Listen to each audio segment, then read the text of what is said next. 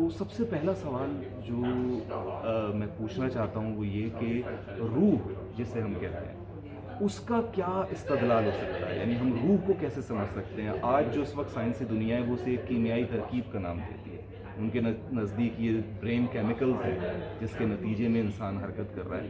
آپ اسے کیسے دیکھتے ہیں؟ آج کا مسئلہ نہیں ہے، یہ فلسفے کے لحاظ سے بہت بڑا مسئلہ ہے۔ اگر آپ فلسفے کی تاریخ کو پڑھیں تو آپ کو معلوم ہوگا کہ دو بڑے مکاتب فکر رہے ہیں۔ ایک مکتبہ فکر اس بات پر اصرار کرتا رہا ہے یہ مادہ قدیم ہے، ہمیشہ سے ازلی ہے، اس میں اس کے اجزاء کی تعریف سے حیات پیدا ہو جاتی ہے اور حیات ہی کا ایک اگلا مرحلہ شروع ہے۔ صحیح. دوسرا نقطہ نظر جو بڑے فلسفیوں کا نقطہ نظر رہا ہے وہ ہمیشہ سے یہ تھا کہ اصل چیز ذہن ہے، اصل چیز شعور ہے۔ یہ شعور ہے جس نے حیات کا، مادے کا پیراہن اختیار کر لیا، پہل لیا ہے۔ یہ دونوں نقطہ ہے نظر ظاہر ہے کہ قدیم ترین زمانے سے فلسفیوں کا، سائنس سے دلچسپی رکھنے والے لوگوں کا زیر بحث ہے۔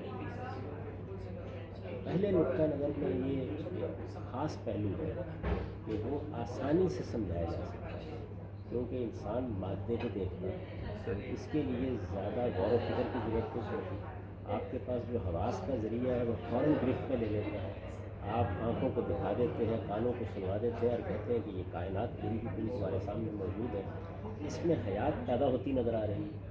بڑی آسانی سے آدمی کو بتایا جا سکتا ہے کہ یہ دیکھیے یہ اصل میں تعریف ہے جس کے نتیجے میں حیات کا ظہور ہو گیا، اور چونکہ اس ظہور کا آخری درجہ انسان کی شخصیت ہے تو شعور کو بھی دکھایا جا سکتا ہے۔ تو یہ تینوں چیزیں جو ہیں یہ چونکہ ہمارے حواس کی گرفت میں آ جاتی ہیں تو اس پر یہ فلسفہ قائم کرنا بڑا آسان ہوتا ہے۔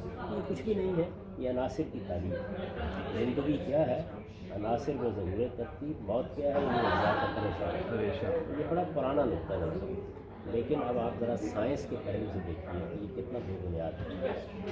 اس وقت تک سائنس نے جتنے اکتشافات کیے، جتنی چیزیں ایجاد کی، جو کچھ کارنامے دکھائے ہیں بڑے غیر معمولی ہیں، لیکن کیا آپ مجھے بتا سکتے ہیں کہ یہ بات سائنس کی گرفت میں آ گئی ہے کہ مادہ وجود میں کیسے آتا ہے؟ چلیے نئی گرفت میں آئی، اگلے مرحلے میں دیکھیے یہ پتہ چل گیا ہے کہ مادے میں حیات اجزاء کی کس تعریف سے پیدا ہوتی ہے۔ حیات تو اس دنیا کی چیز ہے، صحیح. کس تعریف سے پیدا ہوتی ہے؟ یعنی اگر کہ پتہ چل جائے تو آپ لیبارٹری میں کر کے دکھا سکتے ہیں. یہ ظاہر ہے، یعنی سائنس تو نام ہی اس چیز کا نا، سائنس اصل میں فلسفیانہ دعووں کا نام نہیں ہے۔ میں نے عرض کر دیا کہ فلسفیانہ دعووں کی حد تک تو یہ دونوں نقطہ نظر مٹیریلزم، آئیڈیلزم دونوں موجود رہے۔ ایک نقطہ نظر ہمیشہ حیات، شعور سب کو مادے کی تعریف کا نتیجہ قرار دیتا ہے، اور دوسرا نقطہ نظر ذہن کو اصل مان کر مادے کو ایک پیراہن کے طور پر، عکس کے طور پر پیش کرتا ہے۔ تو یہ دونوں نقطہ نظر موجود ہیں، لیکن جب آپ کسی نقطہ نظر کو بیان کرتے ہیں تو آپ کو سب سے پہلے اس سوال سے سابقہ پیش آتا ہے کہ اس کی بنیاد کیا ہے، یعنی آپ کس اصول پر بیان کر رہے ہیں۔ جب آپ نے سائنس کا نام دیا تو سائنس کی بنیاد پر لوگ یہ بات کر رہے ہیں اس طرح کی، انہیں بات کرنے کا حد تک پہنچے گا جب وہ مادے کو لیبارٹری میں اثر کریں گے، جب وہ مادے کی تعریف سے حیات پیدا ہوتی دکھا دیں گے، جب وہ حیات کے بعد شعور کو بھی لیبارٹری میں آپ کو پیدا کر کے اس کو ثابت کر دیں گے۔ ان میں سے کسی ایک چیز پر پہلا قدم نہیں رکھا جا سکتا۔